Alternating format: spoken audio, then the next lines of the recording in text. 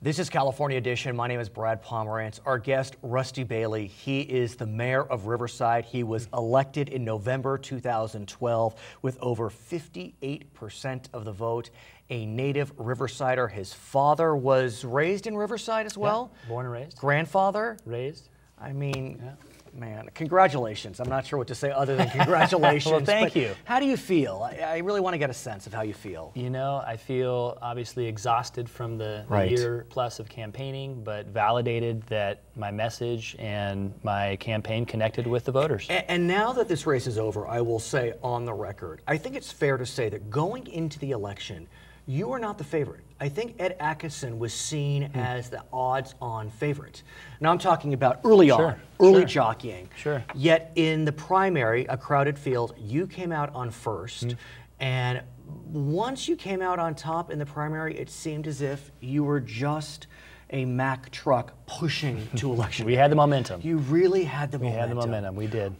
What happened? Let's look back. What happened? How did you do that? Well, you know, Ed came out early, a year before I did, and started gathering the support base, the business community, the business community, the money, and he was the leading candidate at that time because of his endorsements and his money behind him. And I was still running for re-election to my Ward 3 seat, and was re-elected at an 87% approval rating, and so that gave me license and the ability to look for mayor. The mayor encouraged me to run. Mayor Loveridge encouraged me to run for the office. And let's talk about Mayor Loveridge, and we've talked about this before. Mayor Loveridge, Ron Loveridge, elected in 1994, a national figure. He became the president of the National League of Cities. He is a remarkable man, and he endorsed Rusty Bailey. He did. After the initial election. So after the primary, he endorsed you. Yeah. How important was that? I mean, look, you did come in first in the primary, but how did that help to continue that momentum moving forward? Well, I mean, it brought more attention. It really made me the leading candidate, and you know, things flowed. Money came in more than before. It was definitely a right. So let's talk about Rusty Bailey. Solid. Yeah, the person. So your father, a judge here in Riverside County. How is he feeling? I mean, come on. I mean, he's got to be more proud than anyone. You know, the conversation, I got to tell you, this is a great story. The night of the election, he was up, his routine is to go up to the county registrar, and he wants the numbers. Of course he First, before anybody else. Of course. And he got them. And he called me, and he gave me the numbers on the phone. 11,000 to 7,000. That's so before it came on the screen, I heard it, and I'm telling you, I never have felt like that before, probably ever again. Somebody said they saw my face at that time, and it was just this childlike enthusiasm. And what about Judy Bailey, who is your wife? You know, she is as much a candidate as you are. Oh man, yeah, it was a team Bailey effort. That was the name of our campaign, and she was the heart and soul of it, especially when it came to the grassroots, which set us apart and gave us that groundwork in the first initial election. I really give her credit for making that happen and giving us that victory. You have two daughters, 5th grade and first grade. First grade. Yeah, 4 years apart. How are they doing? Oh, they're loving it. I mean, they are so excited. They're just happy girls in the first place, and they were part of the campaign. They knocked on doors for me. They made some phone calls for me. You know, and they enjoyed it. And I have to ask you about your class. Mr. Bailey is a high school government teacher. Sadly, you will be retiring from that position as a result of your victory. But when you walk in Wednesday morning, and you're teaching government, by the way, of all classes, what did the students do? Well, you know, it was. What did they do when you walked in the door? Or did they walk in first? They clapped. They clapped. Yeah, they clapped, and you know, some of them stood up and congratulated me and called me Mr. Mayor and still call me Mr. Mayor. Of course. You're still teaching. Still teaching in the morning, and so we had fun with that. But they were proud for the most part. You know, there's always a few of them that, and some of them are sad that they know that I'm leaving, and so it's a bittersweet. Yeah, well, talk to me about your leaving, because you know we've known each other for some time, and you're a teacher. I mean, in your core, you're a teacher. Well, it was hard for me to make that decision. Initially, I thought I could finish the year with my students, going from government the first semester to economics the second semester. And the more I get into this mayoral seat, the you know, more you've realized. Exactly, the energy and time it takes to be a good teacher and to connect with your students, as well as be a mayor, is just too difficult. Ron Loveridge, also an educator. Is there something about education unique to Riverside or generally that attracts? I think it gives a candidate an advantage to be able to communicate to people, to be able to solve problems, you know, to be able to manage a classroom and manage a meeting, right? You know, so I think there are a lot of parallels and correlation with success as a teacher and success as a politician or an elected official. Okay, we've talked about this before, but let's do it one more time today. You are following Ron Loveridge, a national figure. How do you distinguish yourself from him? And I'm not saying that pejoratively, but look, I mean, you're allies, so it's not as if you're trying to separate yourself. But what do you do in the Bailey administration as opposed to what Mr. Loveridge did? I think first you manage expectations. You know, the expectation is going to be hopefully different of Ron Loveridge and a Rusty Bailey. Right. I'm a little bit different in terms of my age. Yes. We both have 2 daughters, though, and so I'm a family man now. I don't think he had family as a mayor as young as I did, and so it's going to look and feel a little bit different in terms of our personality, in terms of our staffing, in terms of the office structure, but. Although some would argue you were smart because you've kept his chief of staff. Yes. A former councilwoman herself.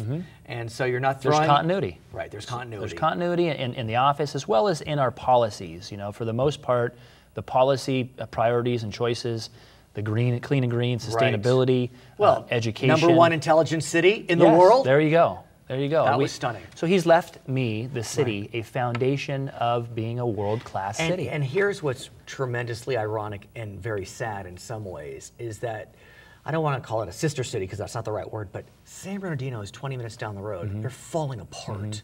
Literally, they are bankrupt and they are falling apart. And yes, there are lots of reasons why that happened, but one of them was the economy.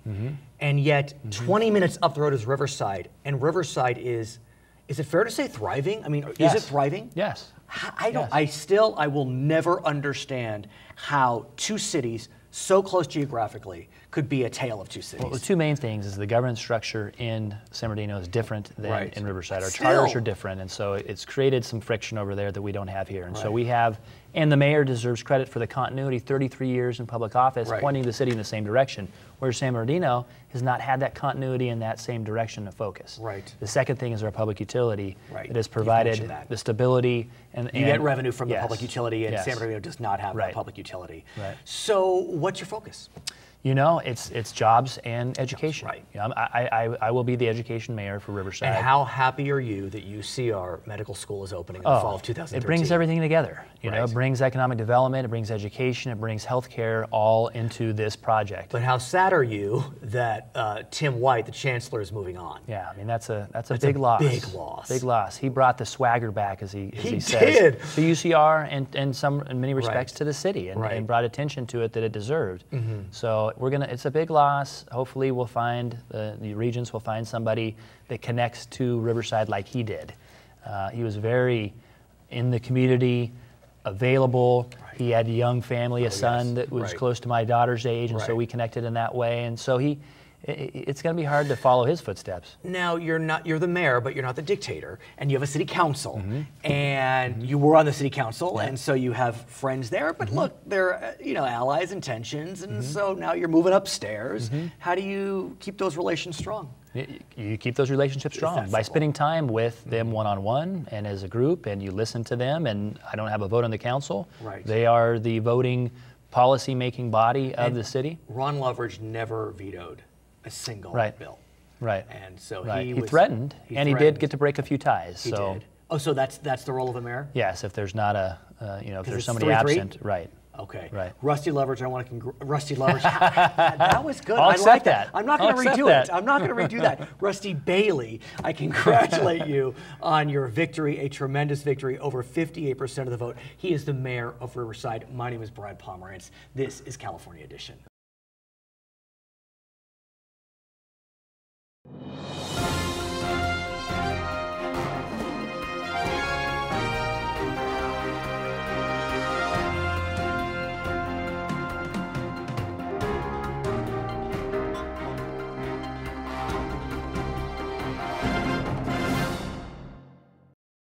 This is California Edition. I'm Brad Pomerance. Our guest, Sandra Armenta, she is the mayor of Rosemead. She's running for re-election. That election will be held in March 2013.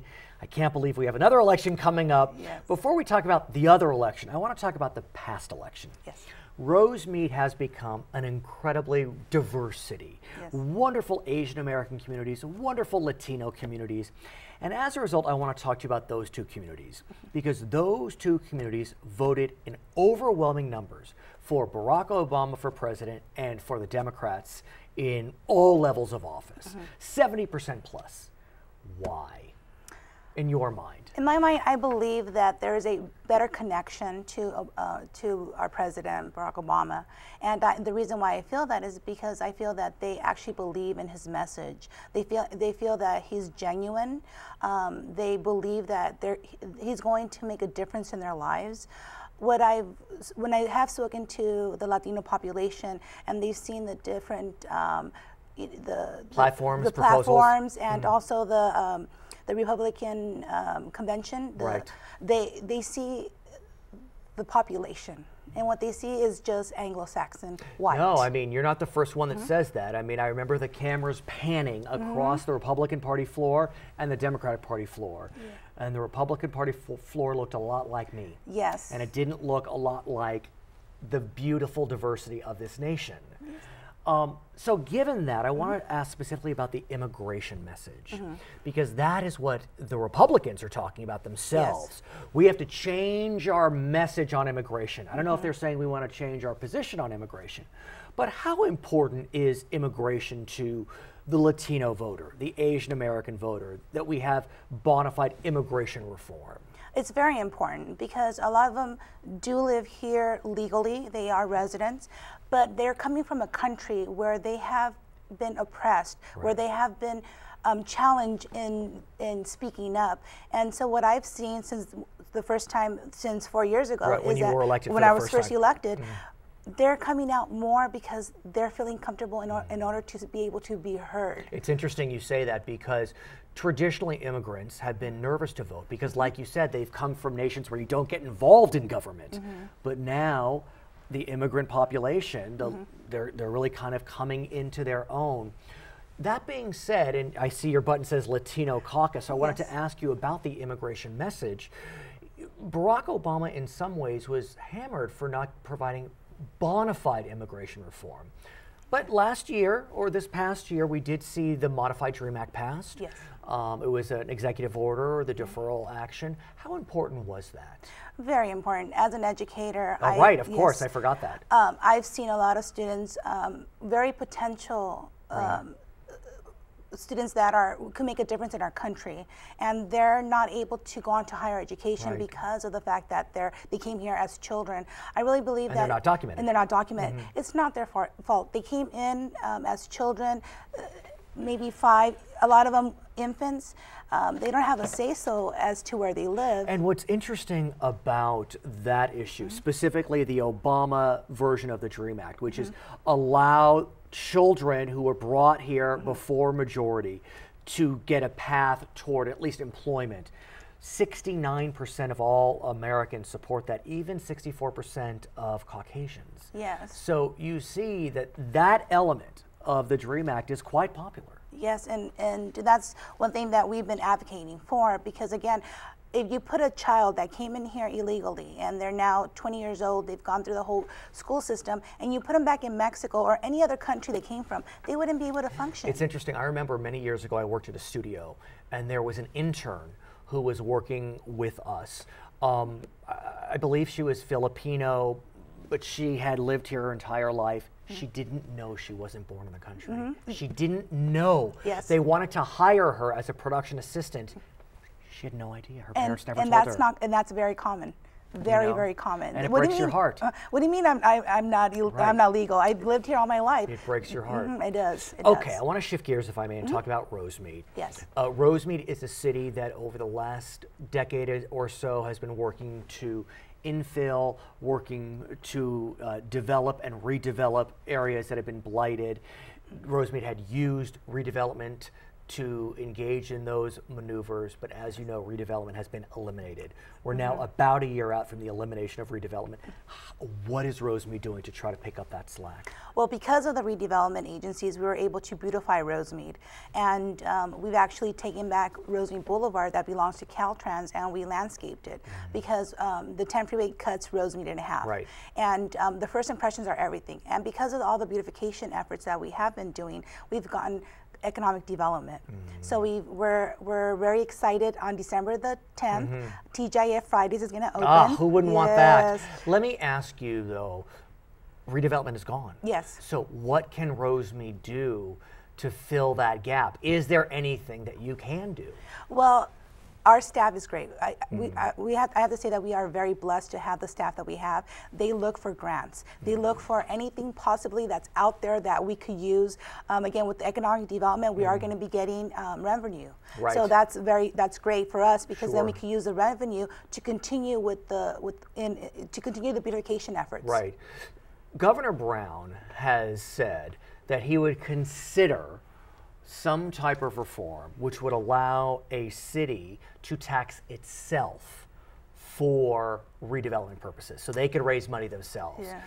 Lower the threshold possibly from 67%, which was what they would need now, to 55%. What do you think about that proposal? Our city is really not in favor of taxing our residents. We actually don't even have a utility tax. Really? No, we do not. And so where do y'all get your money? Well, we're again, we it's have complicated. Well, it is complicated, but again, we have the staff that are able to get these grants. They're able to look for other means and able to facilitate whatever we need.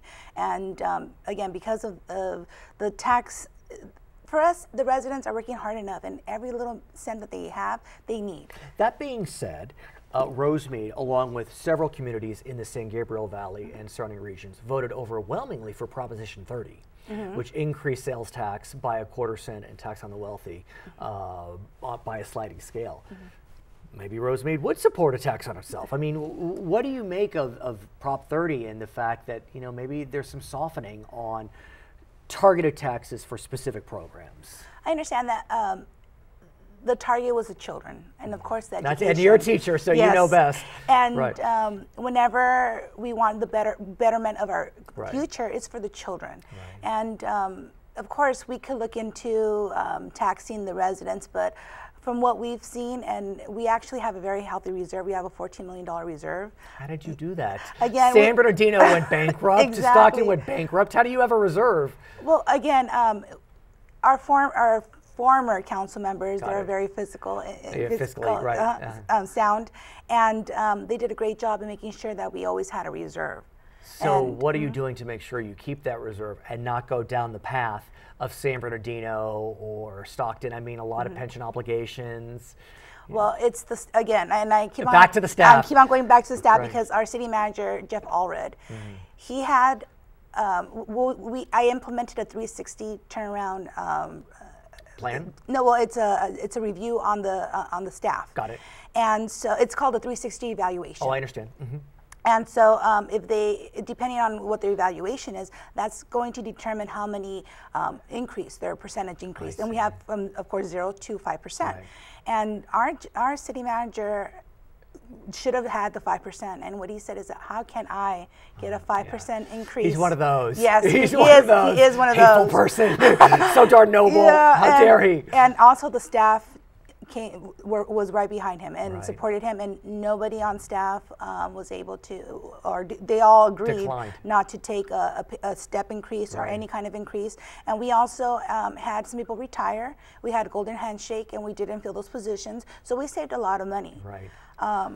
Yeah. Not tough when things work out well. Yes. Her name is Sandra Armenta. She is the mayor of Rosemead. She is running for re-election. That election will be held in March 2013. Yes, another election. Yes. Sandra, we thank you so much for joining us. My name is Brad Pomerance. This is California Edition.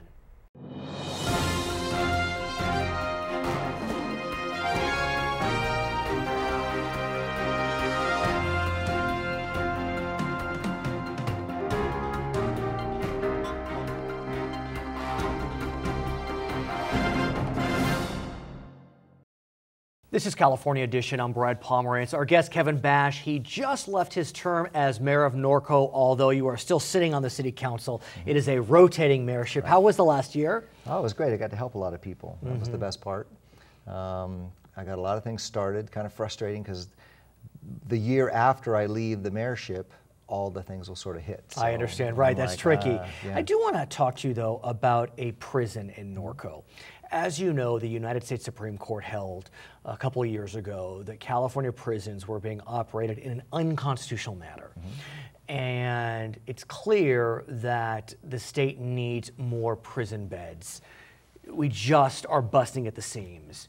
That being said, what I recently learned is that Norco has a prison. It's called the California Rehabilitation Center, and it is slated for closure in 2015-16. Why is that happening? We need more prison beds. We don't need less prison beds. Well, the problem with the California Rehabilitation Center is it's too expensive to run. It's the most expensive prison in the entire system to run. Why? Well, because basically there's only one new building that's been built there since 1947. It was a naval hospital, and they just put wire around it and brought prisoners in. Originally, it was just supposed to be a drug rehab center, and then over the years, it just got more hardcore. Right. And so first I want to ask, what's happening with the employees? I mean, 1,200 jobs. My understanding is I spoke to the undersecretary for the Department of Corrections, and she said that all except those that are retiring, they'll go to other facilities. Chino, a couple of prisons up north. So at least there are no direct job impacts at this stage. Right. But that being said, it is a large plot of land.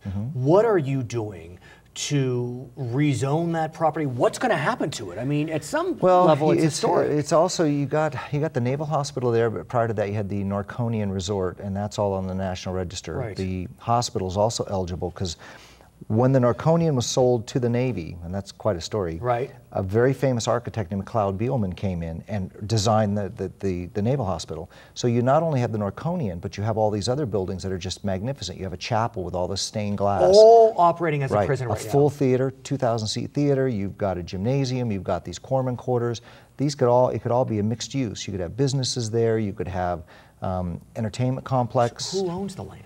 Right now, the state of California, and then below that, you also still have an active Navy base, the Naval Surface Warfare Center, and so part of the property is still there. And what we're hoping to do is pull the Navy base back to 82 acres and reconnect the lake area to the 94 acres where the prison's vacating. But is the state going to sell the land to the city, to private developers? What we're hoping is to shepherd it into the hands of private developers. And so where are we now? I mean, 2 years is a blink of an eye. Right now, the city of Norco is planning, looking at all the buildings, what can be done with them, and what will happen is eventually we'll generate an RFP. We're working very closely with the state of California to shepherd this property. Basically, you have the Mission Inn on a hill overlooking a lake on 300 acres. It's gorgeous. Still got you walk into the main building and you walk into 1928. And I understand that every year Norco has a celebration for veterans. And is it not right around that site? It's right there, right on the Navy base. And the reason we do it is because when the property was sold December 6, 1941, December 7th was a big day. And it became the U.S. Naval Hospital #1 in December 9th. And the first patient, it's very historic. And the first, well, it's a Navy hospital. In fact, it's the last standing. Well, it's not anymore. It closed in '57, became a prison in '62, and then a naval weapons center in '51, part of it. It's the last standing, almost completely intact World War II naval hospital in existence, and as such, the entire complex belongs in the National Register of Historic Places. Boy, I hope that you're able to rejigger that property because it does sound quite remarkable. I want to shift gears slightly and talk about Norco's relationship with the state of California. Many cities have a strained relationship with Sacramento, in large part because of the state's elimination of redevelopment. Yeah, we just wrote them a check for $3.5 million. My anger with that entire thing is one, well, primarily... It goes on and on. It does, but primarily what it did to seniors. Explain. And, well, through redevelopment, we were able to offset some of the costs for seniors who have fixed incomes. So we could pay a little bit of their water bill, a little bit of their gas bill, maybe help them with repairs to their house. When that went away, you now have seniors, which is unconscionable, who decide pay their gas bill, their water bill, electric bill, or do they eat? And I see that every day. So I'm trying to put together a private foundation, but to offset $8,000 a month, it's very difficult to do. So what is Norco doing to try to lure businesses into its city limits? That was the thing about redevelopment. It was a very effective tool. Whether it was abused or not, I'm not going to discuss. But many cities used it effectively to create incentives to bring businesses into their areas.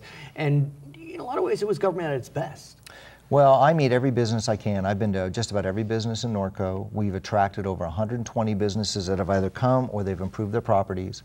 The good news is it leveled the playing field. Well so stated. Now you have you know, the bigger cities with more pots of gold in terms of redevelopment can no longer give $1 zillion. We just try to say, look, you've got Silver Lake's coming, which is a huge project. It's an equestrian sports park, biggest in the nation. You are Horsetown, USA. We're Horsetown, USA. We're also the last city in the state of California by law you build on a ½ acre or more. We have a college with 10,000 students every day, which are customers. We have a Navy base with 1,000. That's our RCC branch? Well, it's Norco College, but an RCC branch. Got but Norco College, right. You know, because you do know Norco's center of the universe. Of course I do. Yes. You're there. You're there. We're very aggressively, because Norco, because of the large properties, we don't generate property tax. So we live and die, and next year will be our 50th year, we live and die on sales tax. And so since I got on council, we very aggressively pursue businesses. But here's the good news. I was actually in Norco today at a tremendous hot dog shop. I think that's its name. Yep. Good for you. Yep. It's booming. I mean, yeah. It's in the middle of the Inland Empire, and I can see this specific area is not hurting. Well, Polly's Pies is their flagship. The House of Pancakes. I mean, these are all, they're doing very, very well. Why? Why is it, you know, you think about San Bernardino, not far from Norco, 20 minutes maybe. I mean, that community is suffering. And I'm talking about the city itself. You know it's going bankrupt. You know what? I think we have, well, part of the reason, we're not going bankrupt because we never borrowed against our general fund. Right. We've actually been very frugal, especially the last 3 years. Norco's a nice place to visit. There's more open space and parkland than any city per capita, per citizen per capita in Riverside or San Bernardino County. I mean, there's lots of open space. I mean, everybody lives, except some pockets, on a ½ acre. I live on 9 acres. Where else can you, How many horses? do that? I have 29. 29, which Yeah. is nice. Yeah. Just a rough life, I'm sure. Yeah, I work hard. I know you do. I know. But Norco's a nice place to visit. And so where do you go from here? How do you continue to, you know, to bottle up the momentum that Norco has? We just keep pushing, and we're very, very, we have a huge volunteer base. We care about the city. Norco's very passionate, has been since it was incorporated in 1964. We have a great city manager who gets exactly what we need to do. We have we've completely reconfigured all of City Hall, but mainly what we do is we streamline the permit process so that you can get your business in quick, and we try to take care of the people that choose Norco. I'm a business guy. I own 2 businesses in the city, so I totally understand what it means to get a permit. I totally understand what it means to stand at that line at City Hall to try to get those permits. I understand what it means. I mean, I understand the fees. I understand all the things that go with it. And I think that understanding, and we have 3 business people on our council who get it, and we just make sure every business knows that we care about them. We want them to be in Norco. At the same time, it's a new Sacramento with Democratic supermajorities. I know cities are nervous about that. It was the Democratic majority at the time that eliminated redevelopment. What are cities doing to try to protect themselves from a potential hostile legislature? You know what? What can we do? I'm more concerned about the small businessmen. Everybody talks the game that small businesses are the backbone of the country, but we have no voice. And I meet people in the legislation that absolutely have no clue what we go through. I mean, laying awake at nights trying to come up with your payroll. That's what we do. His name is Kevin Bash. He is the outgoing mayor of Norco, but still sitting on the city council. My name is Brad Pomerance. This is California Edition.